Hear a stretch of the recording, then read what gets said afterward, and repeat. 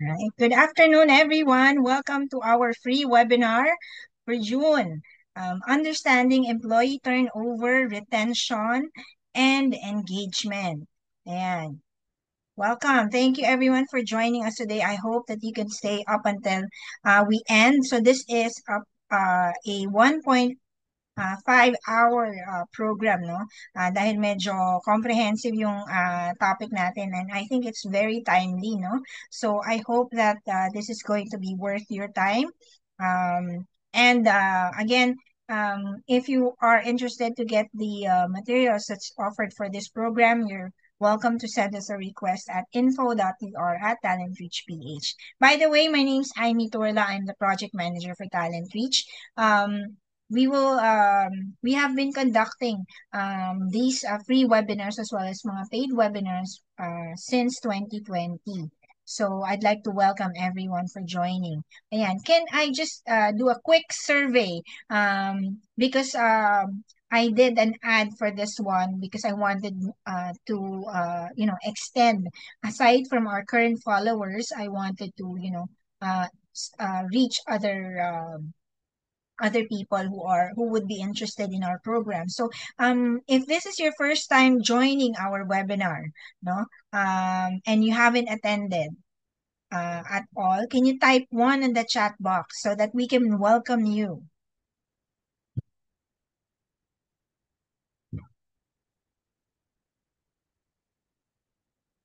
Wow, madami. Okay, thank you very much. Nakakatuwa to see that there's a lot of you that who are joining us for the first time. I hope that this is not going to be your first and last. If you would like to join our other programs, because we do this webinar on a regular basis, on a monthly basis, or sometimes if we're busy, like over the past few, well, this June and May, we've been quite busy. So we were only able to offer free webinar no, noong June. I think May wala kaming naibigay. So, ayan. So, welcome to our webinar. Before we start, I would just like to share what you can expect from Talent Reach. And for the benefit of those that's joining us for the first time, I want to introduce Talent Reach to you. Okay. Ayan. Let me just quickly share my screen. Wala yung aking screen. Hold on.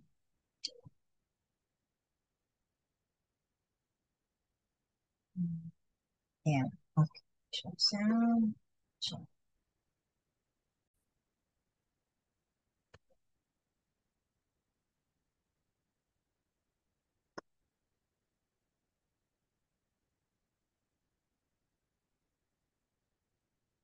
Ayan. Can everyone see my screen?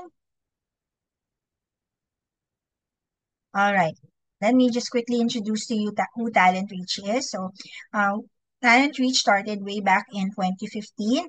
We are a human resource training and management consultancy company, and we've dedicated ourselves to empowering organizations through our strategic people solutions. So we specialize in designing and delivering customized training programs, leadership development, performance management, and also HR consulting services. So because the founder and managing director and also happens to be our speaker for today is a full-time consultant. Okay. These one are our core services. No? So we provide HR administration, performance management, job evaluation, analysis, and designing pay structure. These are just the in-demand training programs, in-house training programs that we've been contracted with by several companies, no? So basic supervisory, people management, essentials of coaching, performance management, and of course our signature program, which is discovering emotional intelligence. Plus, we also do recruitment and selection training, succession planning, and also trainings on compensation management. So what you can expect, what I want you to look at here are just the topics na huwag nyo nang tignan yung dates. So right now, we're doing the understanding turnover, engagement, employee retention and engagement. So so we still have a few more topics that we're going to be covering. So I really encourage you to follow us on our platform. So by the way, this particular program will also be posted or uploaded to our YouTube channel. So just look for Talent Reach. No, makikita nyo dun yung mga other webinars that we've conducted for the year. And next, this coming July. Actually, July 31 yan. Sorry for the, date. It's actually on July 31st. We're going to have mastering core HR skills. So this is technically we try to improve the program on for those who have attended or maybe have seen this particular program. This is our an upgraded HR skills workshop. So it's now mastering core HR skills. This is a paid online workshop for modern people leaders. So these are this program is specifically for HR professionals, managers, and team leaders, and also business owners or entrepreneurs. So if you're interested, you can follow us on our Facebook page. We will be launching that by tomorrow. And also, you can send us an email to get more information about this program. Let me share with you what the learning and investment fee is. It's only 2,495. But if you're going to be joining na dalawa kayo or a group or a minimum of three, we have a special group rate available for you. Okay, these are other paid workshops that we're going to have for the rest of the year. So we've had the just recently we've successfully completed the writing effective job descriptions or profiling. No, it was held at the Richmond Hotel. And now we're having the HR skills workshop or the mastering core core HR skills. Ayan. And of course, the next would be our most in demand, which is a job evaluation and designing pay structure, and our premium program, the HR Compass Masterclass, and the salary structure analysis and budgeting. So the information on how you can get in touch with that if you're interested is also on the screen, as well as our contact information. So again, you can follow us on our LinkedIn, Facebook, and YouTube pages so that you will be informed of our programs. We also share some valuable information and knowledges there. So that's where you can contact us. We're also on Viber, right? Okay. Ayan. So, for the benefit of those na marami tayong kasing bago. So, I'm going to ask now Justin to play a short video introduction of our speaker for today.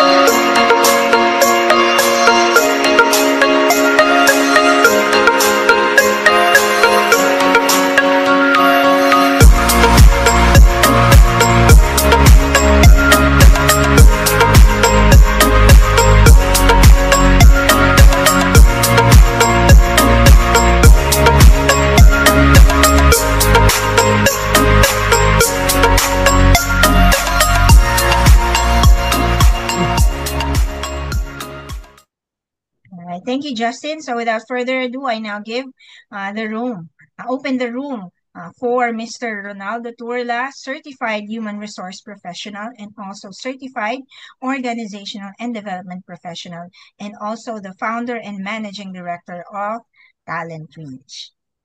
Hello, good afternoon to everyone. Welcome to our free webinar on understanding employee turnover, retention, and engagement. So we're happy that you're here with us today, spending the time to learn and be able to again ignite our passion about human resources. So as for me, I have been committed, to the profession for the past 2 decades, of my career, and I'm always happy to be able to share my knowledge about HR matters like this. No, so again, for today, we have a loaded topic.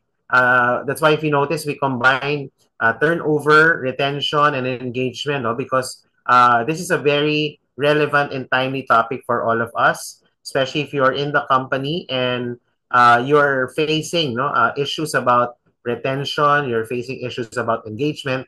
So you came to the right webinar for today. No? So today we're going to explore some of the details, of how to understand employee turnover, and eventually how to come up with retention strategies that will, of course, promote employee engagement.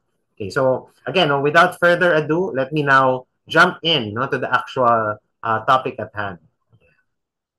So again, I see some familiar names and faces. So welcome again to everyone who's here. No, and we're happy, that we have new faces or new names, who's attending for the first time today.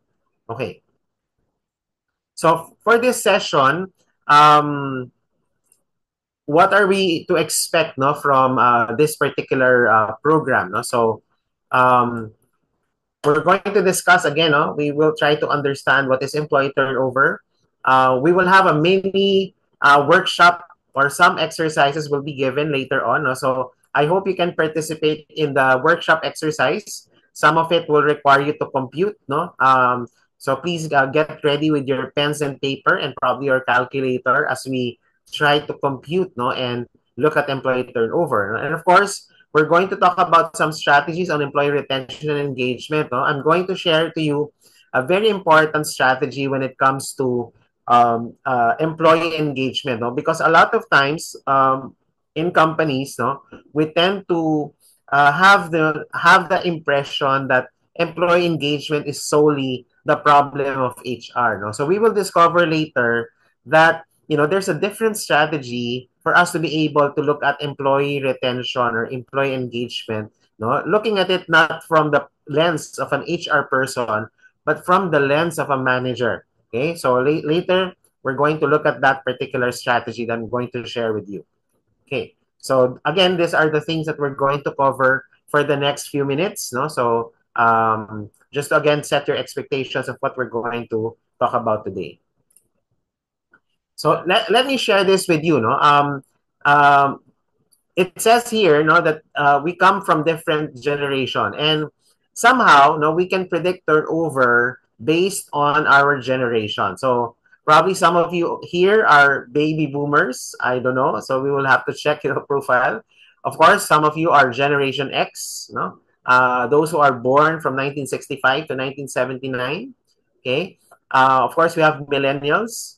Who was born from 1980s to 1995, and Generation Z, Now, if you will look at this particular slide, this will tell us that somehow, because of the career mindset, it tells us what would be our focus, What would be things that we can try to predict, Because I think, in HR, a lot of things needs to be predicted. For example, when you hire a person, the first thing that you need to predict is, will this person actually perform?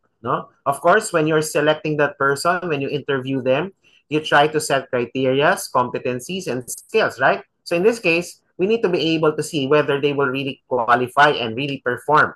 And you can only do that with the performance appraisal. That's why the quality of hire is determined by looking at the performance appraisal that you will conduct usually after regularization or usually after 1 year. So in this case, we determine that. Now, let's get straight to the definition of what employee turnover is. At least for the context of this webinar, we're going to define employee turnover as the number or percentage of employees who leaves a company and are replaced by new employees. Yan ang ating definition ng turnover. Okay? Now, the end of employment, there are several reasons that we can consider, including the following things. We have resignation, retirement, no, layoff, dismissal, leave of absence, or even death in this case. No? So the end of employment is always, a reality, no, pagdating sa employment. Because sabi nga natin, when it comes to employment, there's always an entry and exit of the person. Okay? Now, there are two types of turnover that we need to take note in this case. No? So we have what we call voluntary turnover and what we call involuntary turnover. What do we mean?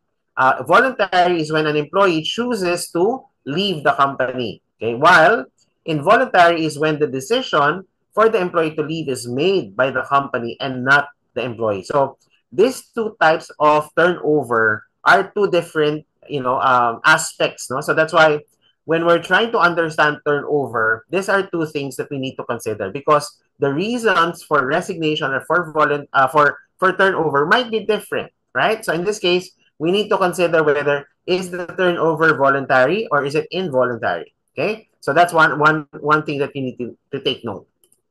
Now, since we defined that turnover has two types, okay, so let's define what voluntary turnover means. No? So voluntary is when the employee, no, willingly, self-willingly makes the decision to leave the organization.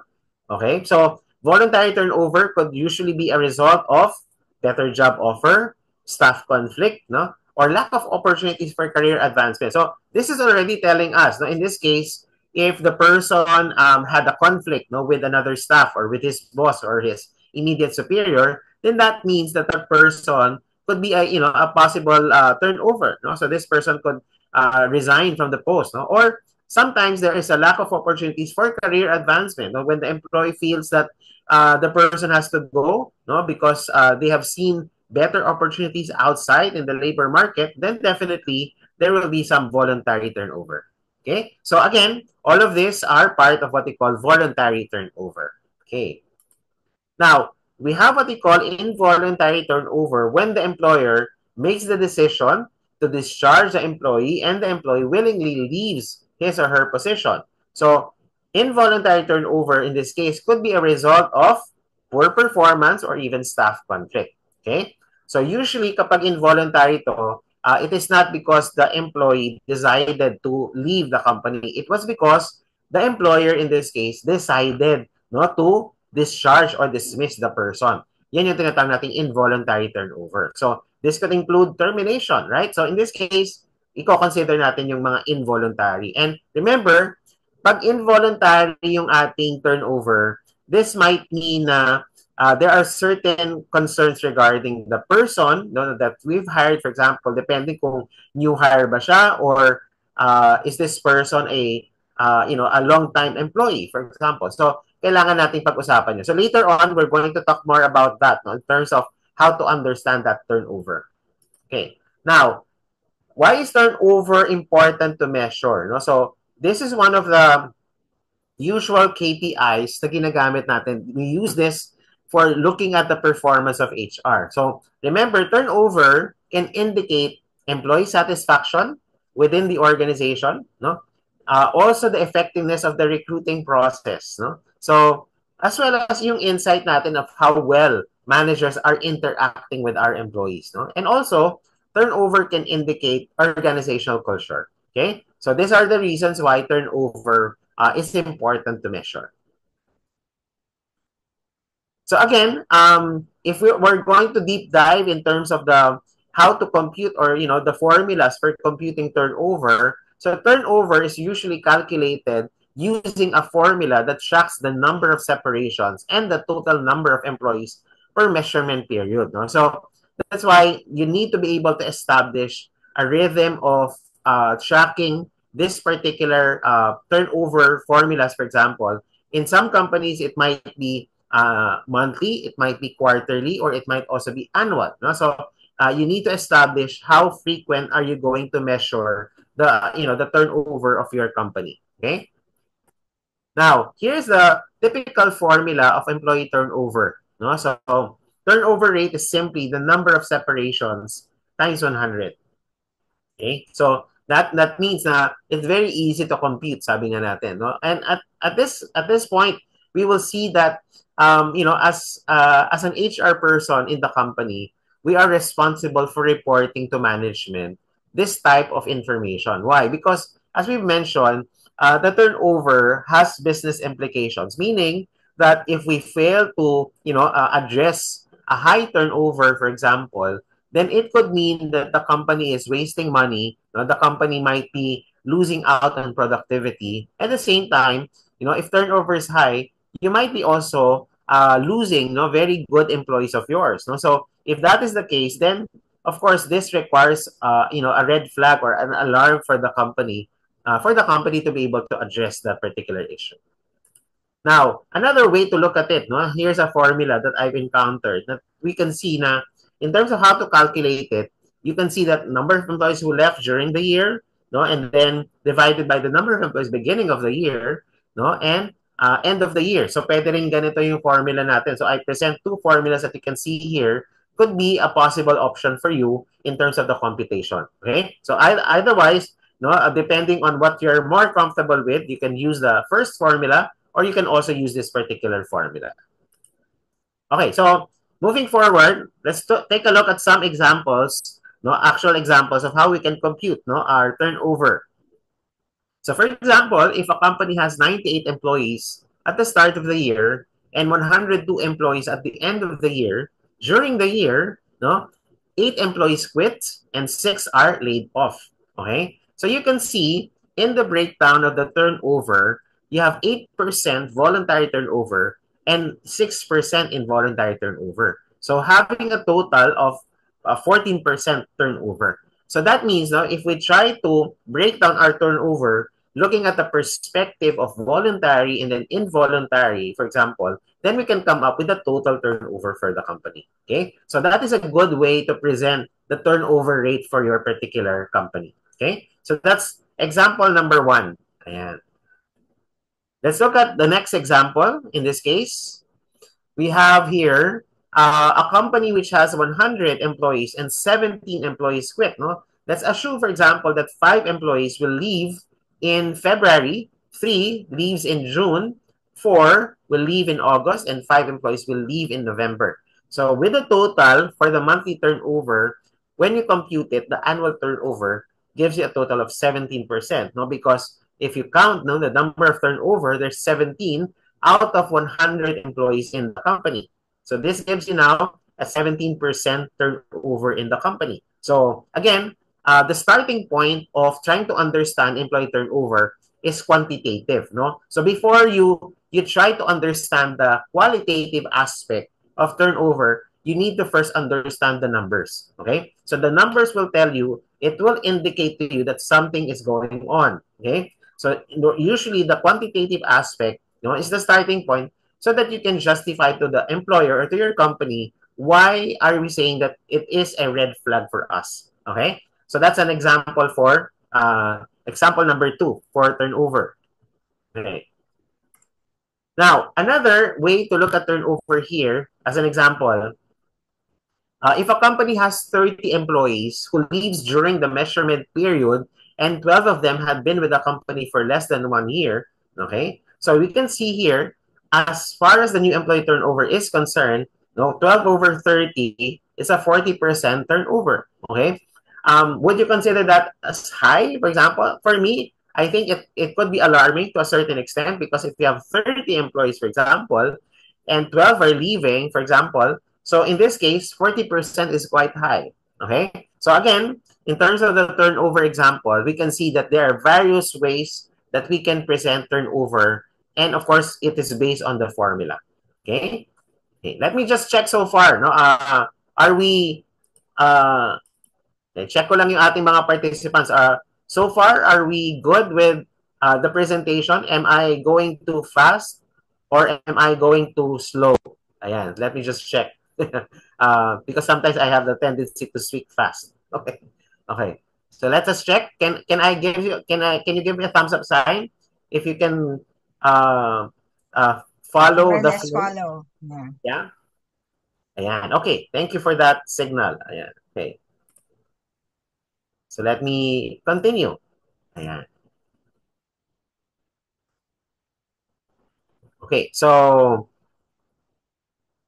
now looking at it, no, what could be the cost, no, of turnover? So meron tayong tinatawag na turnover cost to the company. So turnover is costly, it is disruptive, and it impacts the morale of the remaining employees. Okay? Sabi nga nila, sometimes what could happen is that people who are left in the company, for example, um, nagkakaroon sila ng tinatawag nating survivor mentality. Ano yung survivor mentality? Usually, di ba, if ikaw yung naiiwan sa company, ang nagkakaroon ng turnover, you have a tendency to feel a little bit, parang alienated, no? Minsan overworked, no? Stress because if the person that you are with, no, left, what could possibly happen is that you could be, no, the person who will take over, like yung pag-endorse ng person, no, kapag nag-resign siya in that case. So in that aspect, the person could be burdened na aside from my work, no, I should be able to assume other work, no. So that's on the personal side kung titingnan natin. But on a business perspective, makikita natin that turnover really is very disruptive, no? Because when you hire a person, if the person leaves, for example, a lot of, operational concerns happen. Ibig sabihin, there are things na hindi natin nagagawa, no? So that's why, that's again the reason why we need to address it. Now here is, parang turnover cost computed as a percent of annual base salary. Okay? So depending on, if you will look at it, for example, depending on the kind of salary that you have, no? So medyo malaki yung turnover cost natin kapag nawawala sila. Okay? So the higher the position, the costlier it is. No? Tingnan nyo yung technical tsaka supervisor. No? From 100 to 150%. So malaki yung turnover cost niya. Okay? So that's why malaking bagay kapag nawawala yung ating mga particular position. Now, how do we try to analyze the reasons for the staff turnover? The most basic that we can do at this point is to look at the exit interview. No? So the exit interview is the best way, of ascertaining the reasons why employees are leaving the company. No? So this could be a series of probing questions that we can do, no? Rather than just saying to the person, "Thank you for working with us." No? So again, a properly managed exit interview will elicit useful information. Okay, so that's why it's good, no, that you conduct as part of your exit procedures, no, the exit interview. Okay, now exit interviews could include the following things. Ano yung mga pwede nating itanong, no? Number one, is the job that you were doing what you expected to, that information that we gave you during the interview, no? So, remember, one of the things that you have to be consistent with would be the job preview. Ibig sabihin, kapag hinahire mo yung person, tapos hindi pareho yung job preview mo dun sa gagawin yung trabaho, no? So, this could make the person disillusion na meron pala siyang expectations na hindi makikita dun sa trabaho. Okay? So, that's number one. Number two, what additional information should we be giving new employees regarding the scope of the job that they are being interviewed for? So this now gives you a chance to improve, no, the way you try to provide information. Okay. Number three, another question. What were the best aspects of the job? Okay, you can try to ask the person, ano yung mga best part of the job itself? Siguro naman, hindi naman siya yung isang buong aspect na lahat ng aspect ng trabaho niya hindi na gusto. Okay? There could be really one aspect na gusto niya. Okay? Number four, what aspects would you like to see improve? Okay? So that's another very good, no, question to ask. Number five, were you supported with a good induction or orientation and initial training? So dyan mo natin makikita kung okay ba yung kanyang orientation or onboarding. Okay. Another question, what advice would you give to the next person in your role? Okay. So kasi pwede siyang magbigay ng advice, no, for the next position or for the next person. Number seven, what types of candidates do you think are best suitable for our culture? Ayan. So parang in a positive way, parang tinatanong mo sa kanya, ano yung klase ng employee na mag-fit to sa culture of this particular company? Okay? And another question, if we were to rethink the role, what other suggestions could you make? Ayan. So again, yung exit interview could be positive in a way because you're trying to ask for suggestions from the separated employee. Okay? Now, sabi natin, the cost of employee turnover, is really, kung titingnan natin, it has to be given a sort of importance. No? So, Usually, sabi natin dito, when the business lost when the role is vacant, no, may disruption, okay? So work is put on hold until a replacement is found. Lost customers and business opportunities because of relationship that have been severed, no? And then loss of shared knowledge. So these are some of the costs of employee turnover, as we've mentioned earlier. No? Other than that, ito pa yung other things, no, that you can actually justify to your management, no? Lost supplier relationship, no? Yung gains made by competitors by employing your employees, no? Lowered morale, no, by existing employees. The cost involved in hiring, again, no? Direct employment cost, no? Kasi gumastos yung company for it, no? The time it takes to train a new person, okay? Of course, the socialization of the new person into the group. So all of these things are, the cost of employee turnover. No, um, so if you look at it, no, when someone leaves the organization, consider the following scenarios, as we can see here. No, when a product manager leaves a supplier relationship, no, relationships are lost. Okay, when a senior manager leaves, there is a loss of high level of networks with key decision makers. When a procurement or purchasing representative leaves territories are vacant and engineers are receiving vendors' messages, no, thereby losing time. No? And then when a receptionist leaves the phone, it doesn't get answered, no? It results into lost business. No? Or an inexperienced receptionist will not be able to identify key callers or visitors. Again, it will result in decrease in customer service and lost business. So I hope you get the picture of what turnover could really cost us in terms of the company's operations. Okay? So again, all of this, to summarize it, separation cost, replacement cost, and productivity losses. Okay? So I think I don't need to convince you anymore of how serious turnover could affect the business operations of the business. And it becomes now an issue that HR should be involved with. So ito, again, just to list down some of the things, no, that could be considered in terms of the separation cost. Yan.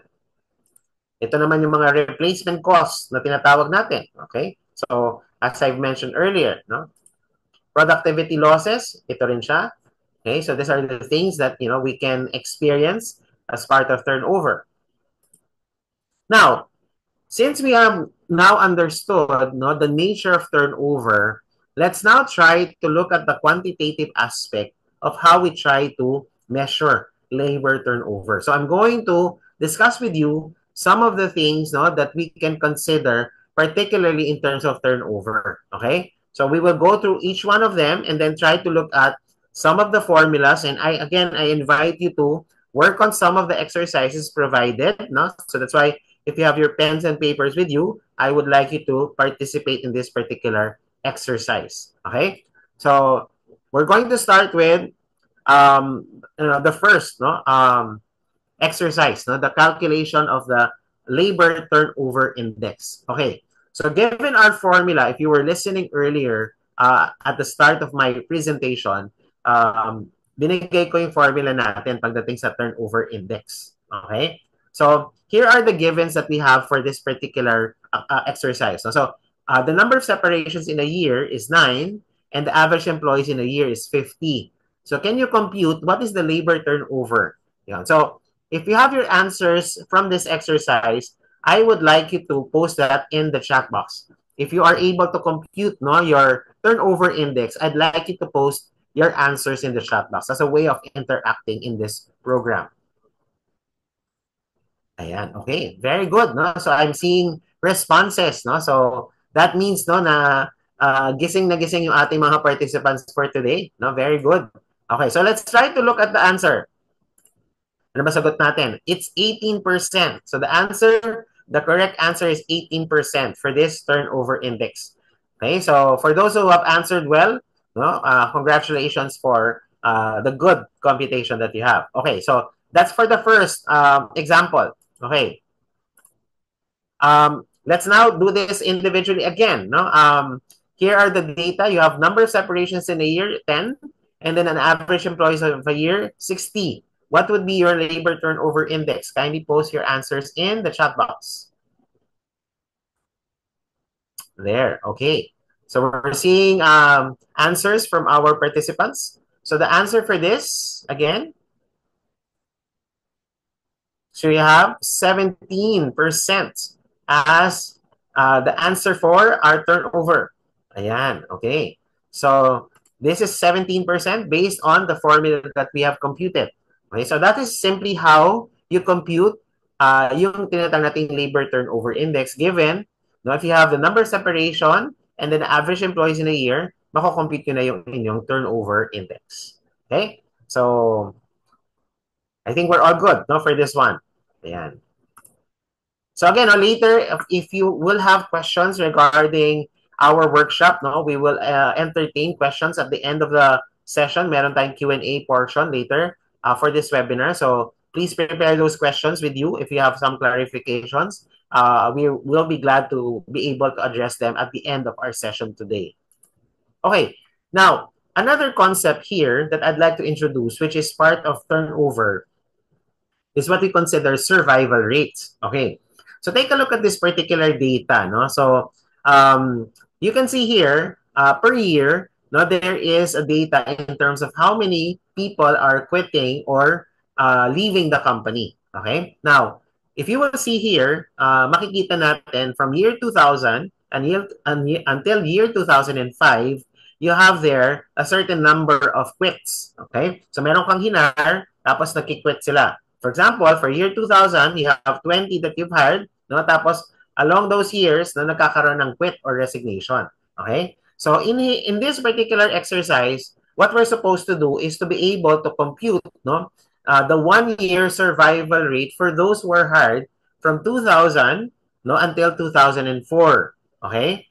And then of course, we're supposed to compute yung ating 5-year survival rate for those who are hired from year 2000.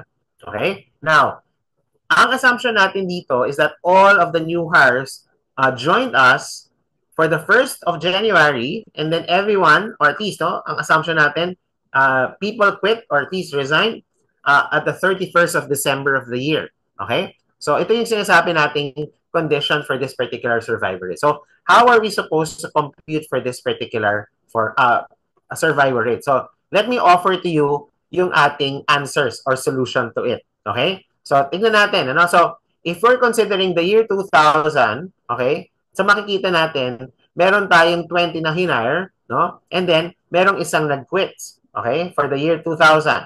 Okay, so, that means, ang formula natin, that's 19, over 20.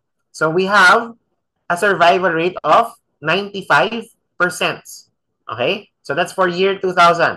So, take a look at this table. So, meron tayong 95% of survival rate. So, yun yung ating masasabing survival rate. Okay. How about for year 2001? Nag-hire tayo ng 10. May nawalang isa. So, that's 9 out of 10. So, that's 90% survival rates. Okay? So, that's for the year 2001. Now, for year 2002, take a look. So, we have 5 na hinire. Okay? That's 5 out of 5. So that's a very good year because everyone survived. So 100% survival rate. Okay? So pretty much, so lahat ng hinire natin, hindi sila nag-resign from their post. Okay? Now, for the year 2003, obviously, makikita natin wala tayong hinire. So technically, we can consider that na walang survival rate kasi wala na naman tayong hinire. Okay? Now, for 2004, so makikita natin that we hired two employees, and wala nagstay. So, 0% survival rate. So, pretty much, kung titingnan natin from 2000 to 2004, so yun ang question ko sa inyo. If I were to ask you, based on the data that we have, which is the worst here based on this particular data? Sige nga, tingnan natin if you're going to analyze. So if I'm going to ask you now, which is the worst year based on the survival rate? Can you type your answer in the chat box? Is it year 2000, 2001, 2002, 2003, 2004, or 2005? Ano yung worst year based on the survival rates? Let's see. Ano yung sagot nila? Ayan. Okay. There, okay. So again, we're seeing no na somehow no makikita natin that based on the computation of the data, makikita na natin kagad, no. So kung titingnan natin to, for example, if we're going to understand turnover, we can do a historical, no. So usually I will encourage you, if you're an HR professional in your company, no, kung kaya natin gawin to, for example, if you can try to dig your data 3 years ago. Example, if you're going to do the survival rate, pwede nyo gawin 3 years back, no? Ibig sabihin, balikan nyo yung mga resignation for the previous 3 years in your company and then try to come up with the survival rate. Okay? By doing that, no, kung ilan yung hinar, ilan yung nawala, for example, makikita natin yung survival rate. Okay? So that is how you can present no this particular data about survival rate pagdating sa turnover. Okay? So again, I've given you the formula of how to compute it. So it's a matter of how you're going to check the formula, create the results that you need, and then of course, present this to your management. Okay? So again, this is another perspective in terms of understanding turnover. Aside from computing the basic turnover earlier, this is another way that you can consider presenting your turnover data. Okay? So I hope you find this helpful. No? So if you find this helpful information, give us a thumbs up para makita natin kung this is an information that is useful for you. Okay. Now, another no, way to understand turnover no, is what we call half-life index. Ayan. Ano yung half-life index? Ito naman yon ang sinasabi natin na gaano katagal, no, from the time that you hire the person, gaano katagal siya magsistay, no, bago, mga lahati, basically, no, yung hinar natin. So in this particular data, makikita nyo, again, we have the data for 2000, 2001, and then 2002. Okay? So lahat yan, meron tayong hinire. Okay? For every year, meron tayong magkikwit. So again, the assumption is all new hires will join you at the 1st of January and quit will happen on the 31st. That's our assumption. Now, for us to compute our half-life index, tingnan natin kung paano natin gagawin ito. Okay. So when we compute for the half-life index, this is what we're going to do. Ang solution natin, okay, so in year 2000, okay, basically, isa yung nag-ano sa atin. So para mga lahati yung 10 na hinar natin, it took us 2 years, no? Kasi ibig sabihin, umabot ng 2001 bago naging half yung ating hinar, which is 10. Okay? Yun yung ibig sabihin ng half-life index. Okay. For 2001, okay, you hired 10, okay? From 2001, it took you again 2 years. Okay? So that means, nangalahati siya after 2 years. So yung hinar natin, ang nagstay, again, survival rate is 5, and then, meron kang half-life index na nangalahati siya. Okay? For 2002, kung titingnan natin siya, 10 yung hinar natin. Pero, if you will notice, ang quit niya from 2002 hanggang 2004, no? More or less, bago siya nag half-life, for example, medyo mas matagal. Okay? So again, if you will look at this particular example, makikita natin that the half-life index will tell us how long will the person that I've hired, for example, magkakaroon siya ng half-life. Okay? So this is another way that you can look at turnover. Okay? So makikita natin all of this are presenting hiring and then turnover. Okay? So yung kanina merong historical, this one also has historical. So pwede natin siyang gawin. Again, you need to make sure that the data are available for you. Okay? So that's why if you're in HR, I would advise you to be able to look at the historical data of your company. Okay? And from there, you can try to compute this and present. No? So this could be the starting point for you to analyze your turnover. Yeah. Okay. So this is the third aspect or third approach that we're discussing so far in terms of understanding turnover. Yeah. So again, if you are to compute this, so ito with this particular exercise, ayan. So pwede nating magawa na if we're going to compute it, looking at this particular data, ito yung ating solution for it. For year 2000, 2 years. For year 2001, 5 years. And year 2002, 1 year. Okay? So masasabi natin that in year 2001, okay, you've had the best hire because kumbaga, pag nakikita natin, matagal bago nangalahati yung ating hinar na employees. Okay? So 5 years. Okay? So probably, pwede nating tingnan ano yung ginawa natin during that particular year. Bakit hindi sila nag-quit, for example. So this will now give us a way for us to understand turnover, and together with the exit interview that I have discussed earlier, mas maintindihan natin siya, right? Because exit interview gives you the qualitative aspect of turnover. Itong tinuturo ko sa inyo is the quantitative because there are numbers that you're needing to compute for it. Okay? So ito yung sinasabi nating combination of quantitative and qualitative. Quantitative is looking at the numbers of exit or separation. Qualitative is using exit interview data to be able to substantiate your turnover.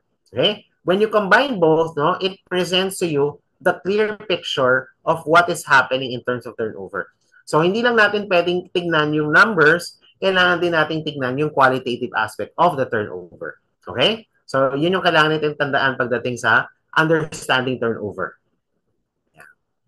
Now, let me present to you the last one in terms of how you should be able to look at turnover. Okay. Here's an example of looking at stability index calculation. Ayan. So, if you, in this example, you're given about 1,000 employees. No? And yung titingnan mo ngayon yung work experience sila at the company. Okay. So, if you break down the 1,000 employees, 700 of them are less than 1 year. Okay? 100, 1 year yung kanilang tenure, or yung kanilang years of service. You also have 100 employees about 2 years, and then 50 na 3 to 5 years. And then also another 50 more employees na more than 5 years. So if you break it down, kung titingnan natin, a year ago, the total number of employees were 700. Now, 400 with less than 1 year of employment that time, 150 with 1 year. 50 with 2 years, no? Other with more than 2 years. Now, let's try to calculate the stability index.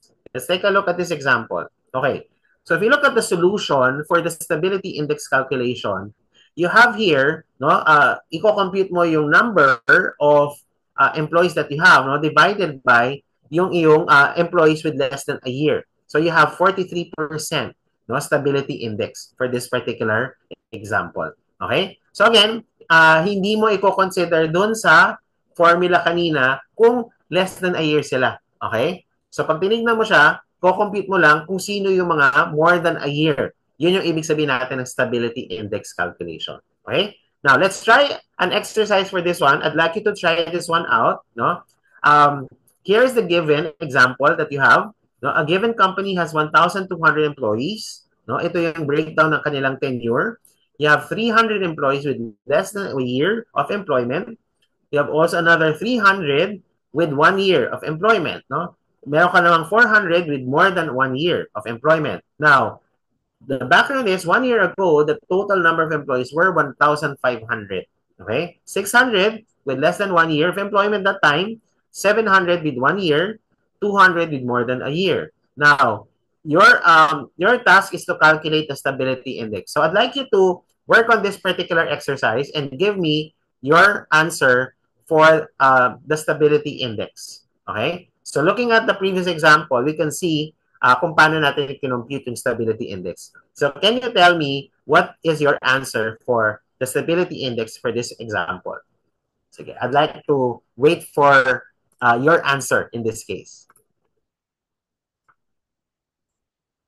Anyone who would like to share their answer for this exercise for the stability index? Or maybe we can call somebody from the room right now. Anyone who can tell us what is their answer? Ayan. We have from the chat box, there's one who answered. Okay. There's two. There's from Sherwin, it's 47%. From Okay. Julie, it's 150%. Anyone else who would like to share their answers? From Yvette, it's 58.3%. Okay. So let's take a look. Okay, thank you for those answers. Let's take a look at what is the correct answer. So tama, no? So if your answer is 47%, then you have the correct answer. So ayan, congrats for those who answered correctly. Ayan. Okay. So thank you no for again engaging with this particular calculation. So again, we now see na in terms of calculating our turnover, no, there are different approaches that we can do, no, particularly for understanding turnover. Okay. Yeah. Now, another look, for looking at turnover, pwede rin natin i-consider looking at the length of service analysis. Okay, how does this work? So, if you're going to do length of service analysis, what I'd like you to do is to break down different occupations or jobs in the company, and then i-break down natin yung mga ilan yung mga umaalis based on the years of service. Okay? So, if you look at this one, okay, so in occupation A, no, you have a total of 20, no, leaving. Now, you have an average number of employed at 220. So pag kinompute mo yung turnover niya, that's 10% for classification A or occupation A.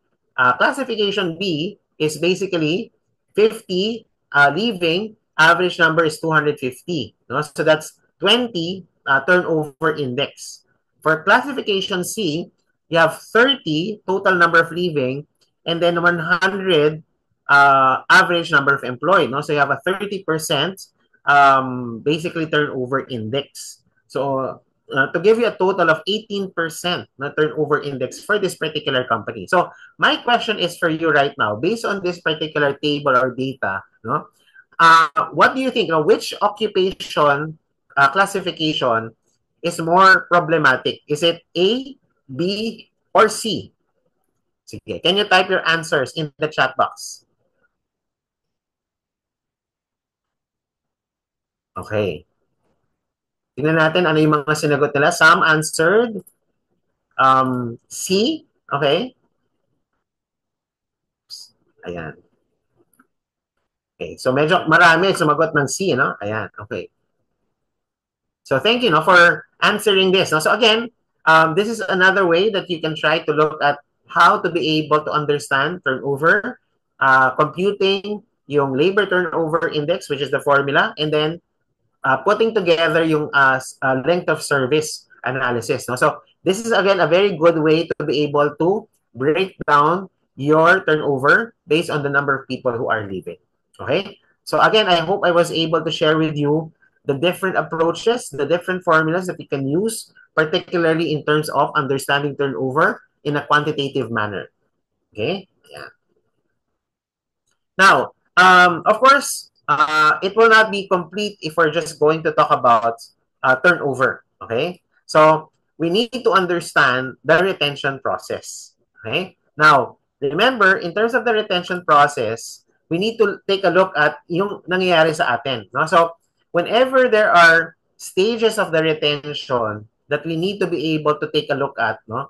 Pwede natin gawin na tingnan natin from attraction to hiring to onboarding to the departure, saan nangyayari yung ating turnover in this case. No? So, kung titingnan natin, we can break down the problem if ito yung na-encounter nating problema sa company. So, again, it's one perspective na makita natin na yung retention strategy natin, kailangan nating i-match doon sa ating stages, doon sa ating retention strategy. Okay? So, again, it's a matter of how we will perceive yung problema natin sa retention. So, how do we, again, manage employee retention in this case, since we're talking about retention?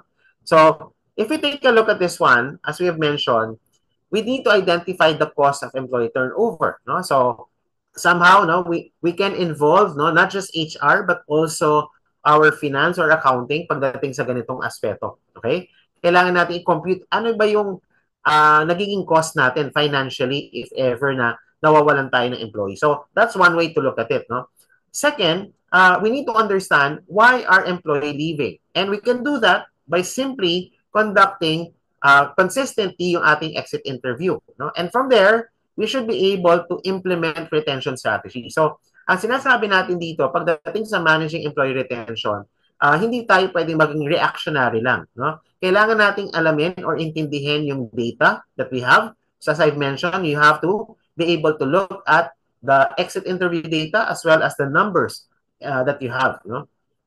And from there, makikita natin ano ba yung possible reasons bakit sila umaalis. No? So it could be about leadership. Is it about stimulating work, for example, in the job in the company, or is it a question of recognition and reward?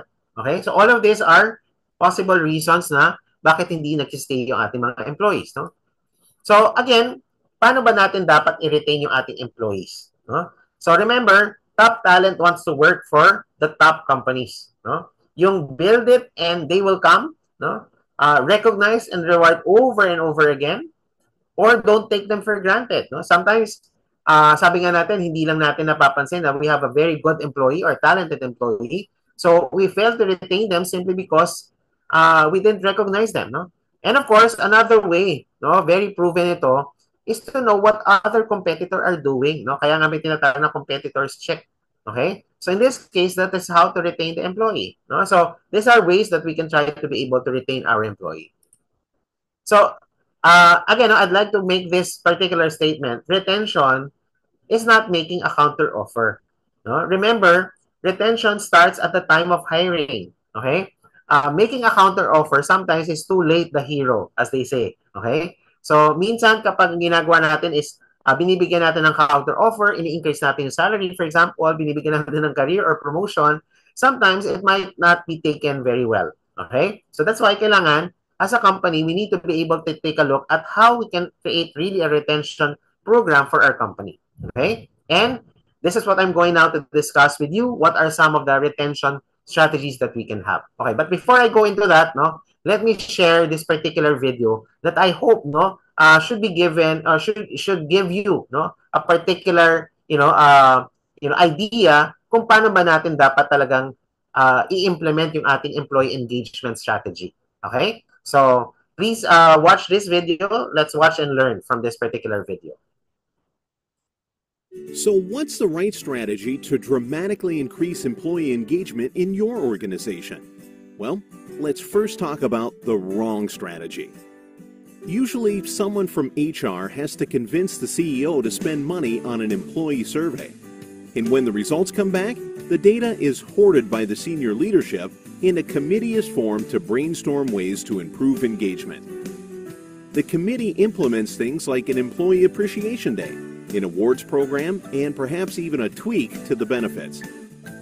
But the problem with this approach is that over 70% of the variance in engagement correlates to the manager.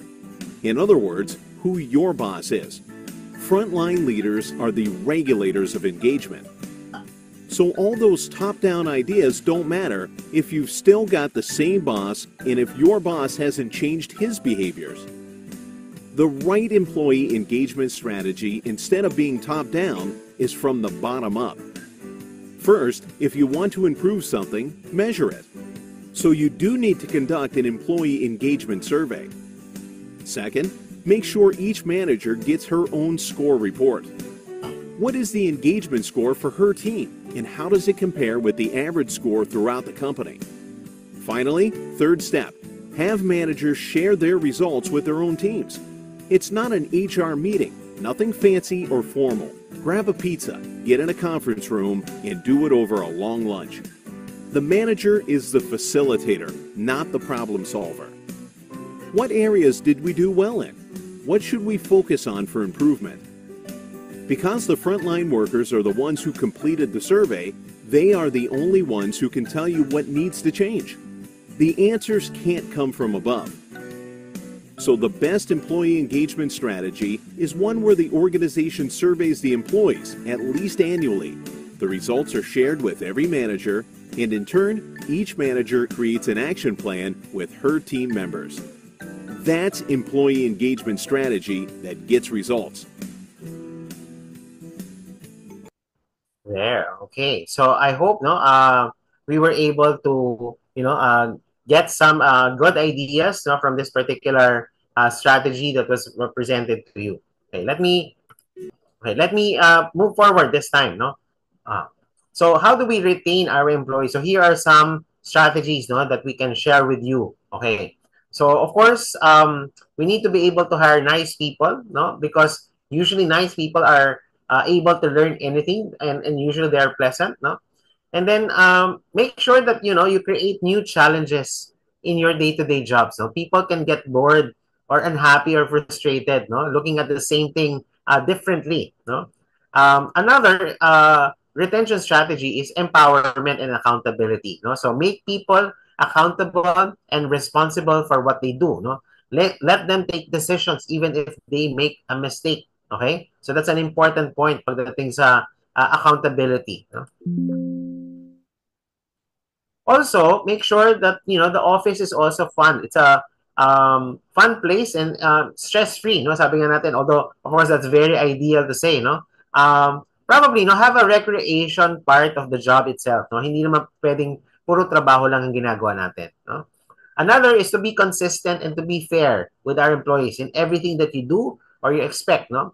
Another very good retention strategy is to have an open door policy and, of course, implement it. So meaning, no, managers should be open and be accessible to their employees. No, another is to be flexible. No, looking at the same thing from others' point of view. No, so that's how to retain employees. No, of course, communicate. No, speak to them, understand our employees, and share your views. Do not force on them kung ano yung gusto nating sabihin. They need to be part of the organization.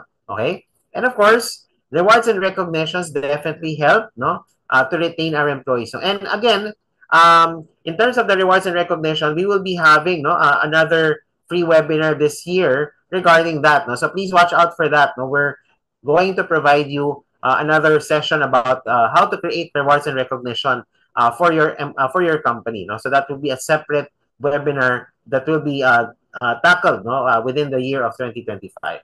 Okay. Also, another is to have a career development program. That means a growth plan for each person in your organization.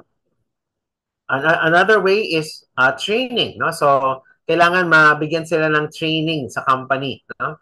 Of course, tools to do the job. Make sure all necessary tools are provided to them. No? Ayan. For the physical office atmosphere, it should be clean, efficient, and worker-friendly. Clean restrooms, comfortable dining area. Di ba sabi nga nila, mayroong joke na kailangan yung ating mga restrooms are really, very, pleasant. No? Kung pwede may bidet, sabi nga nila, no? Or something. No? Yeah. So joke lang yun, sabi nila. Okay. Also for corporate culture, you need to live your values, mission, and vision. Make sure it's not only a part of your corporate presentation. Ayan.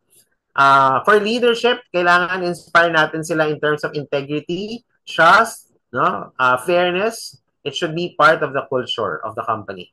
For compensation, make sure that you review it regularly. At least on an annual basis, nag-review tayo ng salaries natin. Remove discrepancies if necessary and be fair, especially when giving increases or promotion. Okay? Work-life balance. No? Make sure your staff is not overworked, spending too much time in the office. They should have a personal life every day. Okay?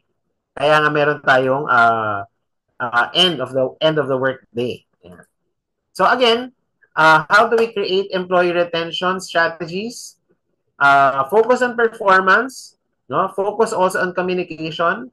Try to inspire loyalty, no? And it will become a competitive advantage for all of us. Okay? Ayan. So I hope yung mga strategies that I've given you will help us understand how to be able to do an employee retention. Okay?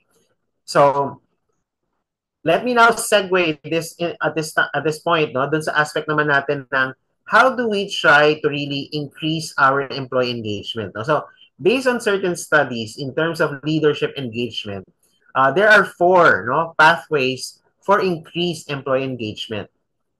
One of them, of course, is to design meaningful and motivating work. Okay? So kailangan, on the top management aspect, we need to make sure that the work that we're giving to our employees are meaningful and motivating. No, iwasan na natin yung masyadong clerical work kasi minsan doon yung mga positions na nagkakaroon ng mataas yung kanilang turnover kasi nga nagiging very routinary or clerical yung trabaho. So, kailangan nating tignan yung paano natin ma-increase yung employee engagement. Second pathway is to support and coach the employees. One of the important skill right now of managers and supervisors is coaching. So that's one. That's why no, kailangan i-train natin yung ating mga managers on how to coach. No, and just to segue, no, if you notice at the start of our introduction earlier, no, Talent Reach has always been engaged in leadership training, so particularly supervisory coaching programs. So that's what we basically do, no, particularly for training the managers of the company. Because, as we said, we're trying to help companies and support yung kanilang employee engagement. And one of them is through coaching. Okay? Another pathway is to facilitate rewarding and supportive co-worker relationship. So that means, kailangan no, magbigay tayo ng focus on ano yung nagkakaroon tayo ng supportive working relationship in the company. Kailangan tinitingnan natin siya. No? And finally, enhancing yung mga personal resources that we have, no, that could be a pathway for increased engagement. Okay. Now, here are evidences when employees feel positive about leadership. No, ano yung mga evidences natin? Okay. Usually, they recommend their company is a great place to work. So that's one. Second, they believe that working for the company can make a positive difference. Number three, they go above and beyond their company. So talagang kumbaga they feel inspired. No?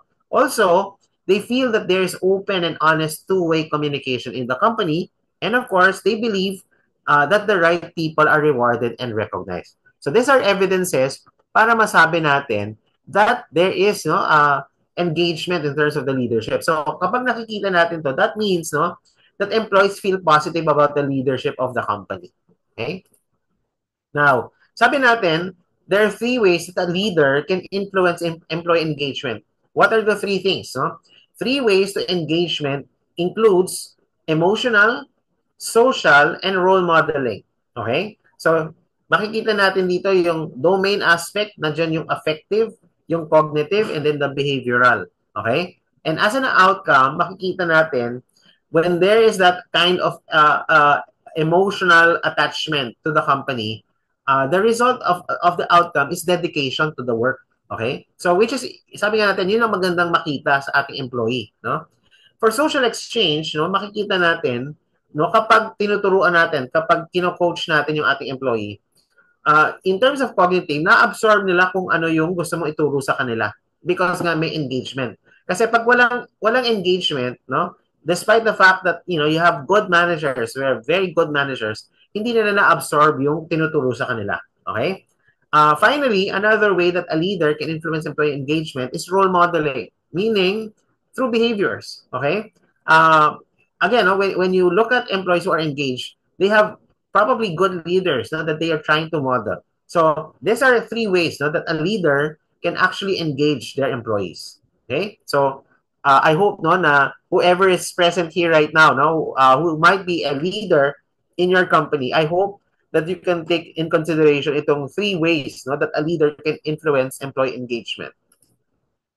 And finally, also, leadership engagement or leadership can influence employee engagement using the 3H formula. Ano yung 3H formula? You have hearts, the head, and the hands. No? So that means kailangan may flexibility tayo. Kailangan gamitin natin yung ating kamay, yung ating puso, no? Tsaka yung ating utak.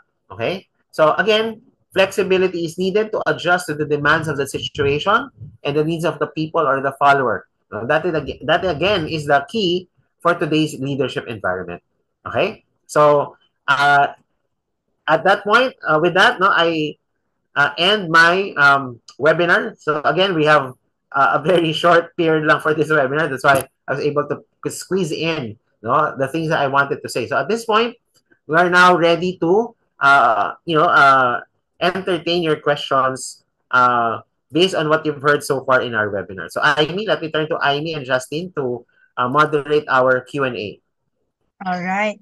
Again, thank you everyone for those who are still here. Marami pa, no? I think there's just a handful na hindi na natapos yung program. But for those who are still here, thank you very much for staying. And Justin will be collecting the new questions, but we've collected the first questions that we've received. So we'll start from the question in in involuntary, do you count retrenchment and or redundancy? This is a question from Gail Perez.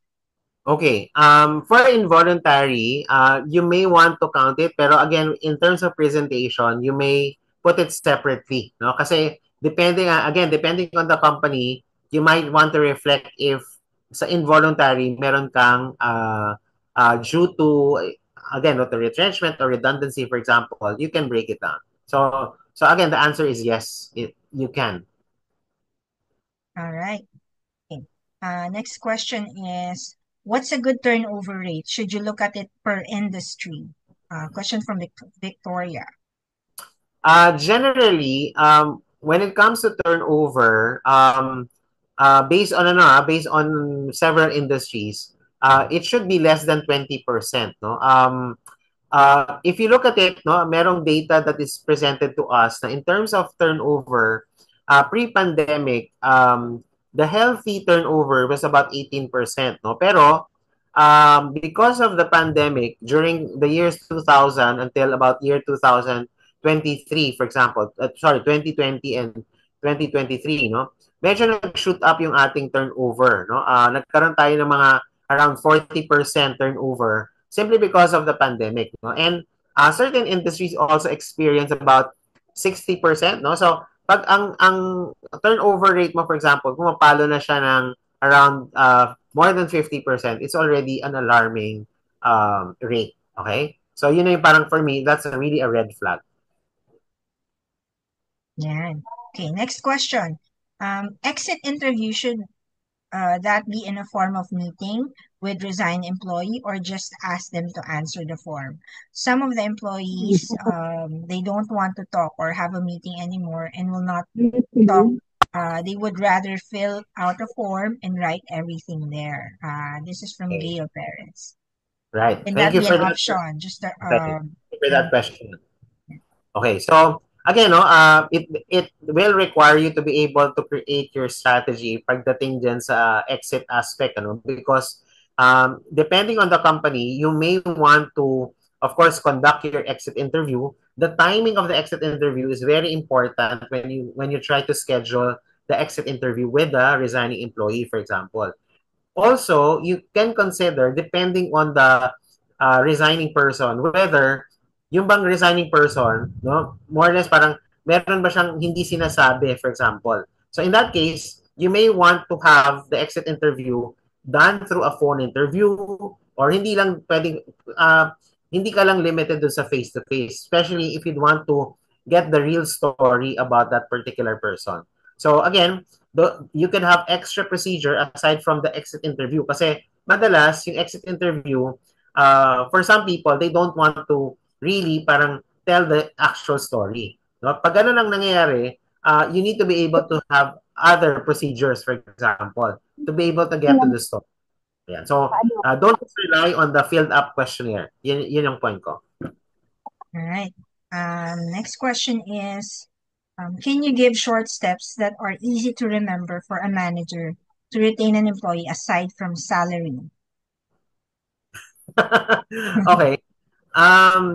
Okay, I think, no, as I've mentioned, no, the topic about parang engagement, for example, as I've mentioned here, it really requires, no, a certain level of training them, no, because hindi siya madadaan with certain parang gimmick of certain formulas for me, no.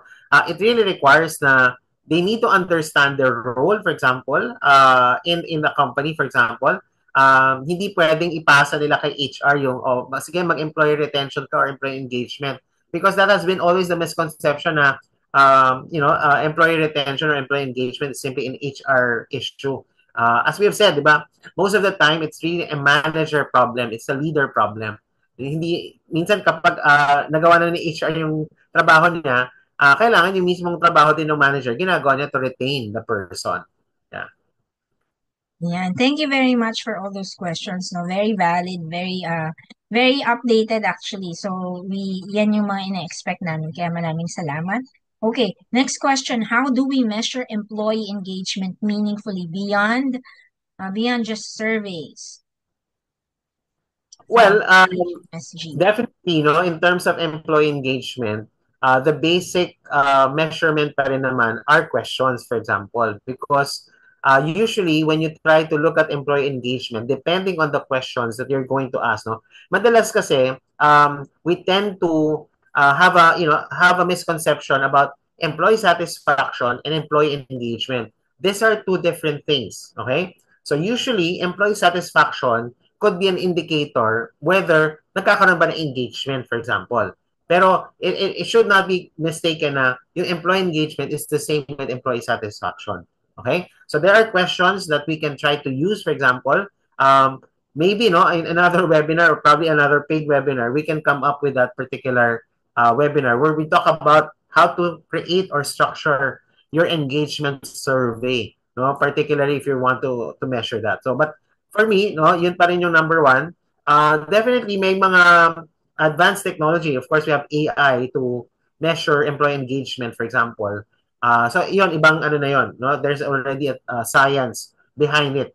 But of course, it would be a little bit more expensive on the part of the company.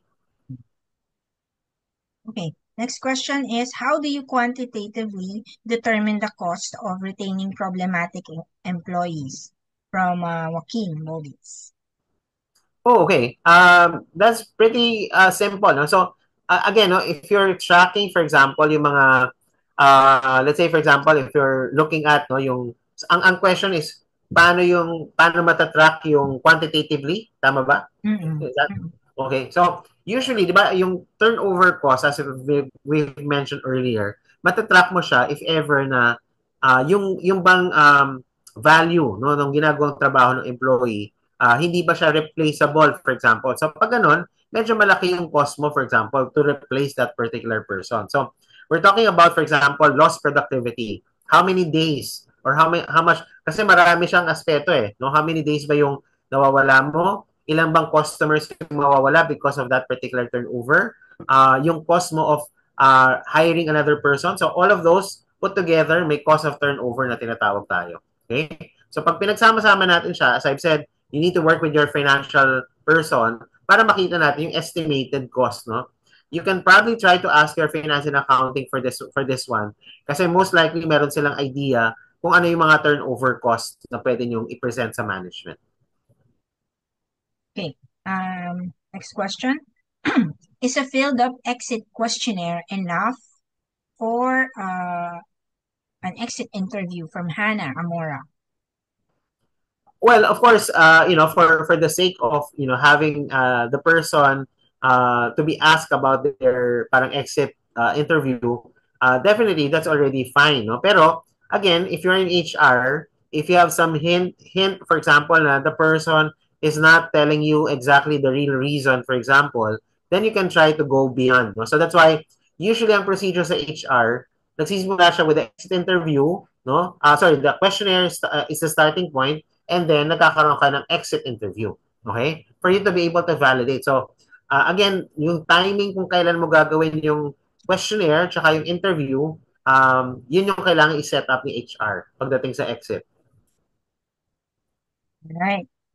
Next question. In your exposure in partnering with different institutions, is stay-in interview still effective? This is from Carla Sea or C. Teresa. So far, no, parang my own experience is medyo parang based on experience lang, based on what I've seen, no. Pero I'm not a very firm believer of the stay interview simply because there could be better ways to make the person stay, no. So, for example, yung having a naniniwala pa rin ako dun sa 30, 60, 90 na on the 30th day, dapat tanungin mo na employee mo, kamusta siya? On the 60th day of the employee, kamusta yung trabaho niya? And dapat by the 90th day, the person who is, who have been hired, no, makikita mo kung talagang engaged ba siya or hindi ba siya aalis sa trabaho niya. Yan. So, by doing that, that's a better technique rather than the stay interview. All right. So while we're still waiting for questions to come in, we still have some time. Justin will post on the chat box our feedback form. So we always want to provide you practical webinars, no, that will be useful in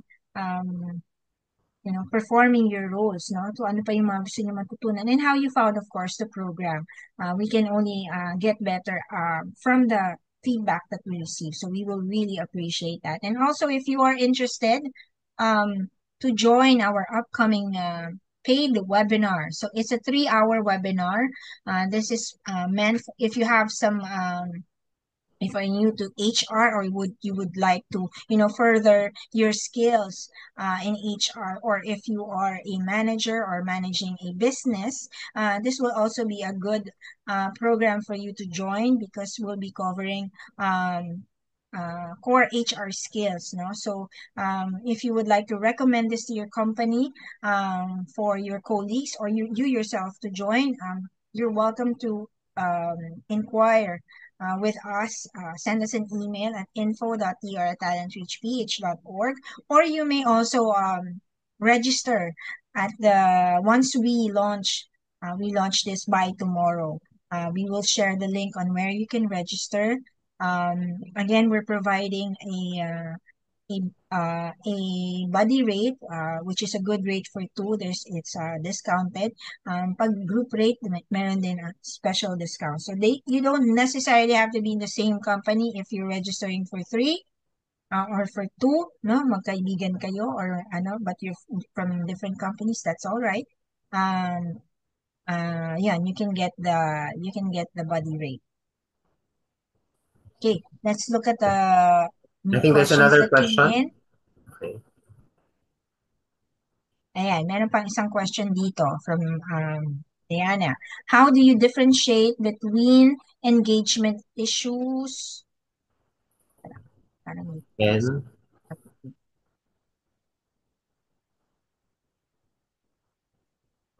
I think I can read from here, no? So it says, how do you differentiate between engagement issues and culture issues? No? So Yes.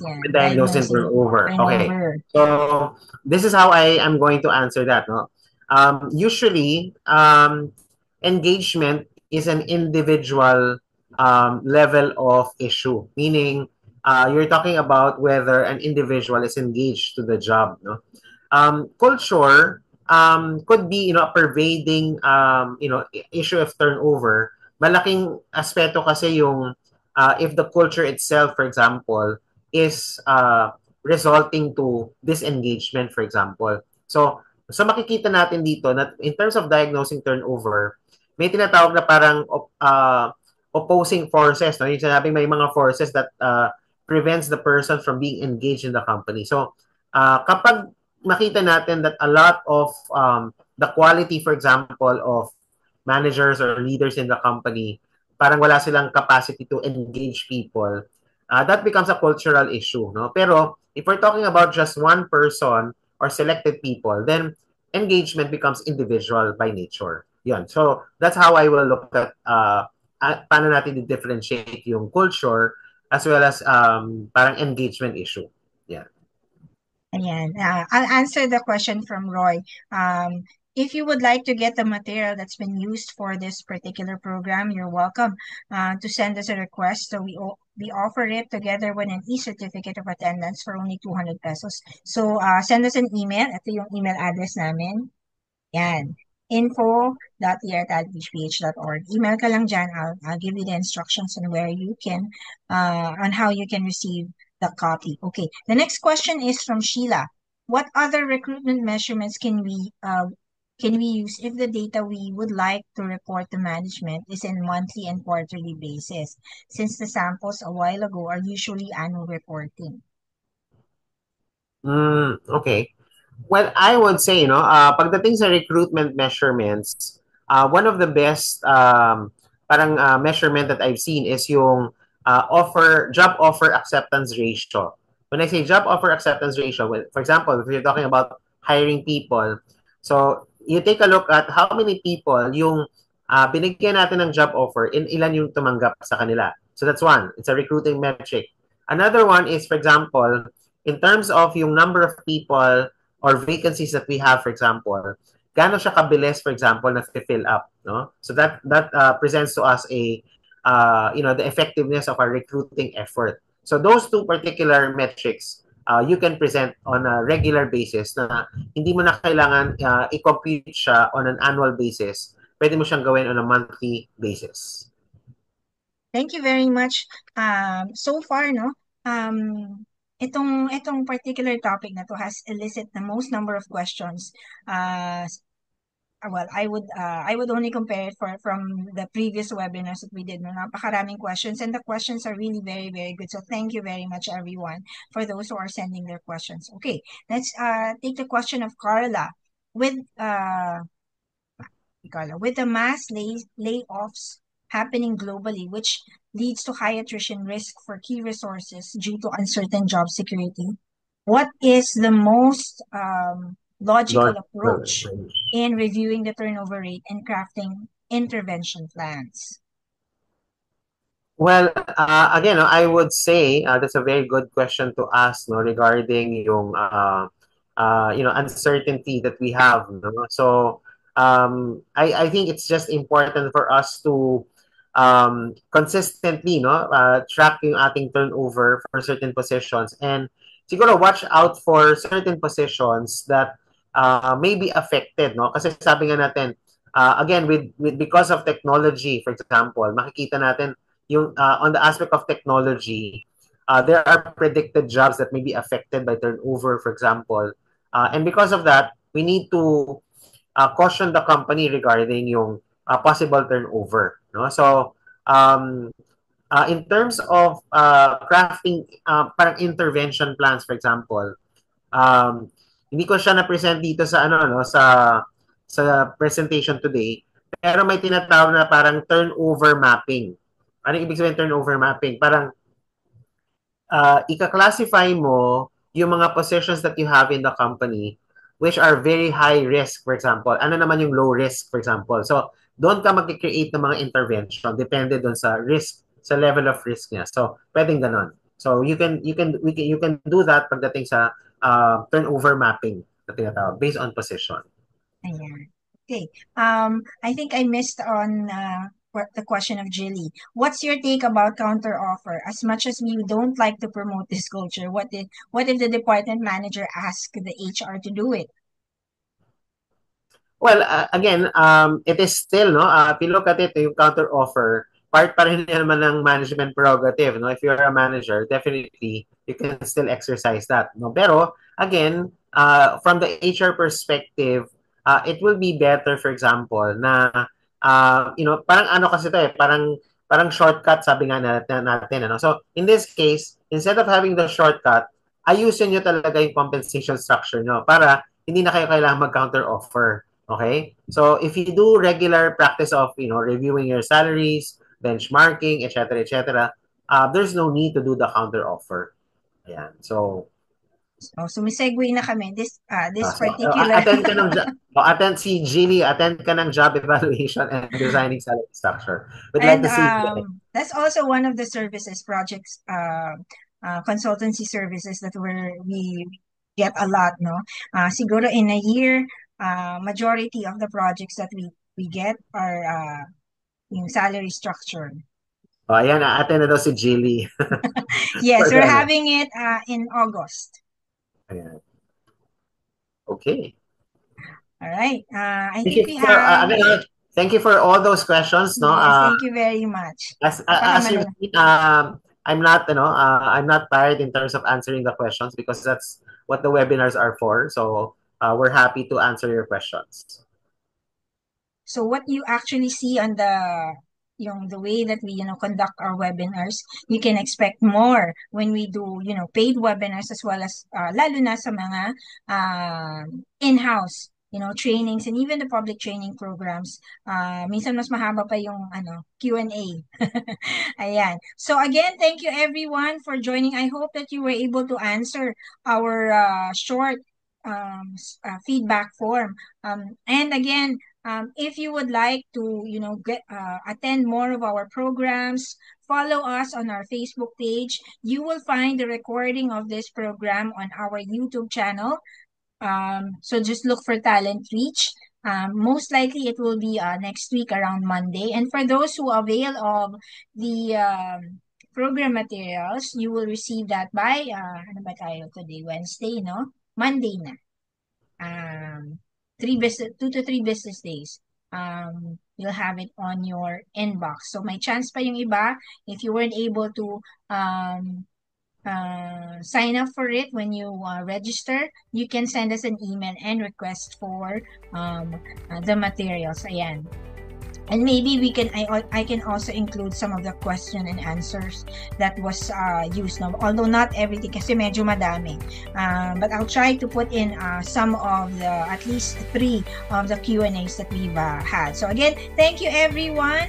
Maraming salamat, and we hope to see you again on our programs. Thank you everyone. Have a good night.